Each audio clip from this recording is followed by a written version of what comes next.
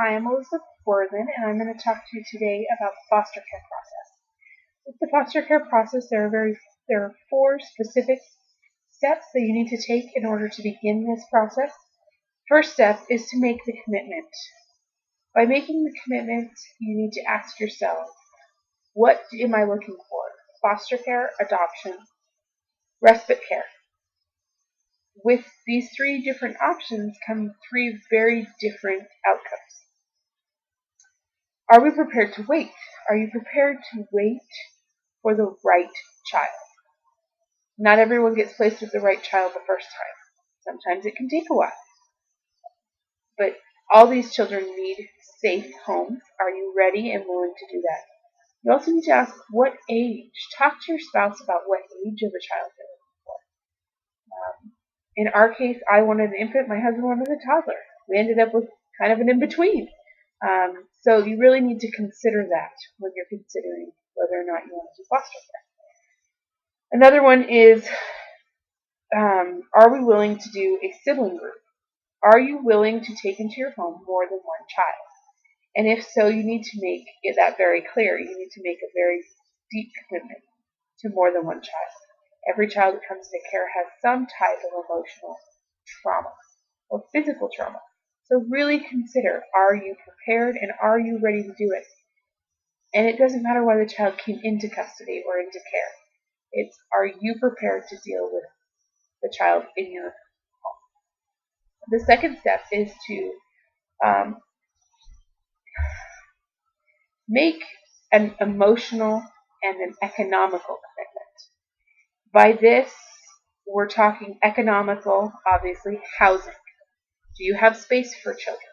Do you have the funds available to pay for their stuff up front?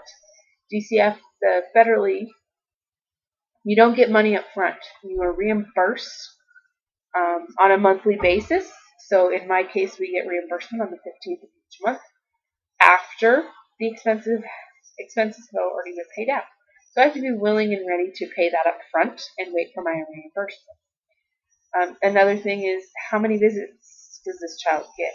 What are their appointments look like? Do they have to go to court? Do they have to, what are their restrictions? Emotional. Are you willing to take a child into your home that might only be with you for a couple weeks, a couple months, a couple years, and then return to their birth family or another family member?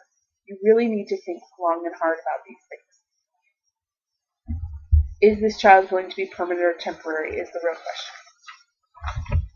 The next step is get educated. Know your rights as a foster parent. Know your responsibilities as a foster parent. One of the rights that you might not consider is cutting the child's hair.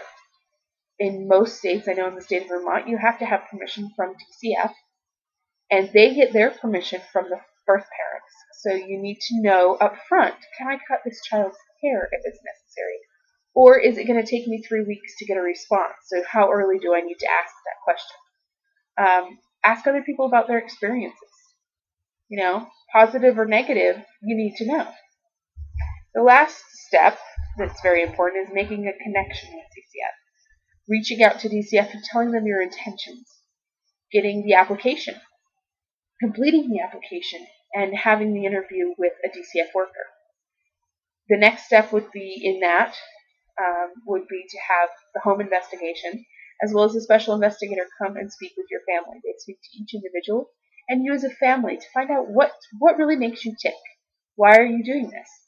Are your reasons and your husband's reasons and your children's reasons all different? They want to know what makes your family tick. They also are going to do background checks. So be honest. The number one advice I can tell you, be honest. Always be honest. Once that goes through and you get approved, then a child can be placed in your home while you wait for your license. We did our application in December of last year, and this is our license, and it's very hard to see. So I will read it to you. We were licensed on May 27th of 2014, and it gives our name and address, and then it gives the title to which foster care falls under, The maximum number of children, in our case it's 2, but we have a special circumstance separate license that says we can have 3 because our foster son has 2 siblings. Do we have any conditions on us? No. And when does this expire? You have to have this redone every 3 years. So ours expires March 31st, 2017. So we would have to renew. So the licensing is a very important key. A part of that licensing is getting trained. You actually have to get educated. And these are 2 of, that's my husband, Travis Wortham, and this is me. We completed 2 child welfare program classes.